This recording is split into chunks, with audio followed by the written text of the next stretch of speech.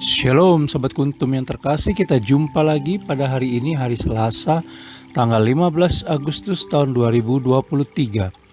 Hari ini merupakan hari biasa dalam pekan biasa yang ke-19 dengan warna liturgi adalah hijau. Kuntum pada pagi hari ini mengambil tema, jangan remehkan anak kecil. Sahabat Kuntum yang terkasih, struktur bacaan kita pada pagi hari ini terdiri dari bacaan pertama yang diambil dari kitab Ulangan 31 ayat 1 sampai dengan 8. Mazmur tanggapan diambil dari kitab Ulangan 32 ayat 3 sampai dengan 4a, 7 sampai dengan 9 dan ayat 12. Bait pengantar Injil diambil dari Injil Matius 11 ayat 29ab dan bacaan Injil pada pagi hari ini diambil dari Injil Matius 18 ayat 1 sampai dengan 5, 10 dan ayat 12 sampai dengan 14.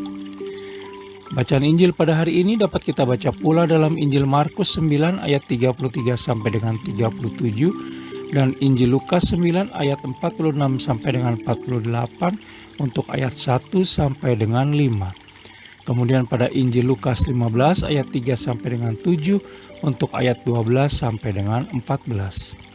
Bacaan Injil pada hari ini sama dengan bacaan Injil pada hari Selasa tanggal 9 Agustus tahun 2022. Baik sahabat Kuntum yang terkasih, saya akan bacakan bacaan Injil kita pada pagi hari ini yang diambil dari Injil Matius 18 ayat 1 sampai dengan 14. Siapa yang terbesar dalam kerajaan surga? Pada waktu itu datanglah murid-murid itu kepada Yesus dan bertanya, siapakah yang terbesar dalam kerajaan surga? Maka Yesus memanggil seorang anak kecil dan menempatkannya di tengah-tengah mereka lalu berkata, Aku berkata kepadamu, sesungguhnya jika kamu tidak bertobat dan menjadi seperti anak kecil ini, kamu tidak akan masuk ke dalam kerajaan surga. Sedangkan barang siapa merendahkan diri dan menjadi seperti anak kecil ini, dialah yang terbesar dalam kerajaan surga. Dan barang siapa menyambut seorang anak seperti ini dalam namaku, ia menyambut aku.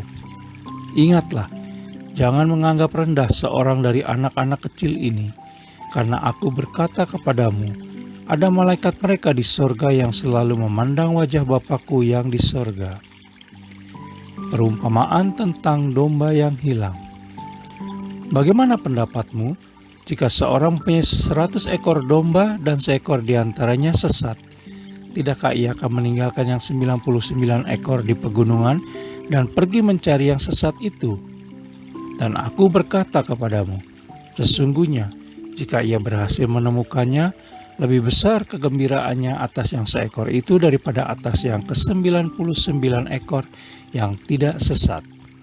Demikian juga Bapamu yang di surga tidak menghendaki supaya seorang pun dari anak-anak ini hilang. Demikianlah sabda Tuhan, terpujilah Kristus. Sahabat Kuntum yang terkasih, sebelum kita lanjutkan renungan kita pada pagi hari ini, jangan lupa menekan tombol like dan subscribe yang ada di bawah video Kuntum ini agar Kuntum dapat terus berkembang semakin baik di masa yang akan datang. Sebelumnya saya sampaikan terima kasih dan mari kita lanjutkan renungan kita pada pagi hari ini. Sahabat Kuntum yang terkasih, dalam bacaan Injil pada hari ini yang diambil dari Injil Matius 18 ayat 1 sampai dengan 5, 10 dan ayat 12 sampai dengan 14. Yesus Kristus memanggil seorang anak kecil dan menempatkannya di tengah para muridnya. Bagi Yesus Kristus, anak-anak adalah model kekudusan dan kerendahan hati yang harus dihargai, dihormati, dan dilindungi. Mengapa model anak-anak menjadi syarat mutlak agar dapat masuk ke dalam kerajaan surga? Barangkali karena kemampuan anak-anak kecil untuk secara mudah melaksanakan perintah Allah Tritunggal Maha Kudus untuk mengasihinya dan sesama. Anak-anak kecil biasanya mudah menerima sesuatu tanpa syarat, tersenyum tanpa alasan, mengampuni dan melupakan, menaruh kepercayaan tanpa mencoba mengetesnya terlebih dahulu, menerima apa yang dikatakan orang-orang dewasa, dan bergantung dan menyandarkan segala harapannya pada orang dewasa yang dipercayainya. Sahabat Kuntum yang terkasih, kitab suci menempatkan kehormatan bagi anak-anak kecil dalam kerajaan Allah, lalu mengkaitkan anak-anak kecil dengan keharmonisan zaman yang akan datang.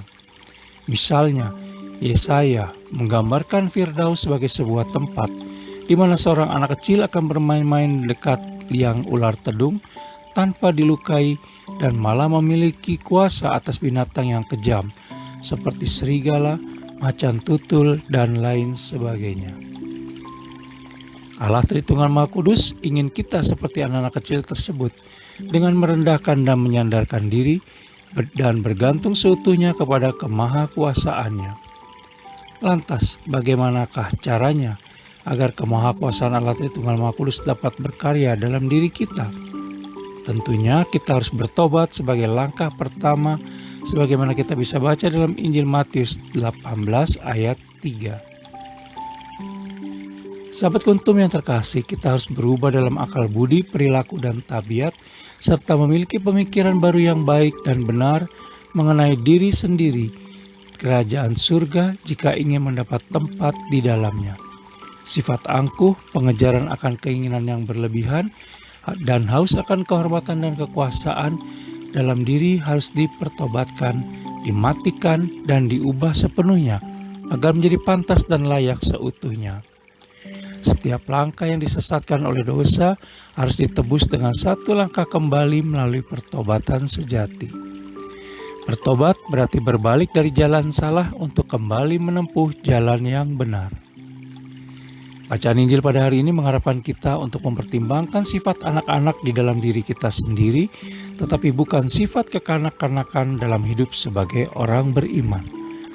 Allah Bapa di sorga tidak mengendaki seorang pun dari anak-anak ini meninggalkannya, sebagaimana kita bisa baca dalam Injil Matius 18 ayat 24. Oleh karena itu, kita perlu memohon rahmat Allah Tritunggal Maha Kudus agar dapat membentuk diri kita kembali seperti seorang anak kecil yang memiliki kerendahan hati dan berkenan kepadanya, sehingga dengan demikian dapat masuk ke dalam kerajaan surga. Sahabat Kuntum yang terkasih, bila ingin lebih jelas lagi silakan melihat pada deskripsi yang ada di bawah video Kuntum ini. Dan jangan lupa menekan tombol like dan subscribe yang ada di bawah video Kuntum ini agar Kuntum dapat terus berkembang semakin baik di masa yang akan datang.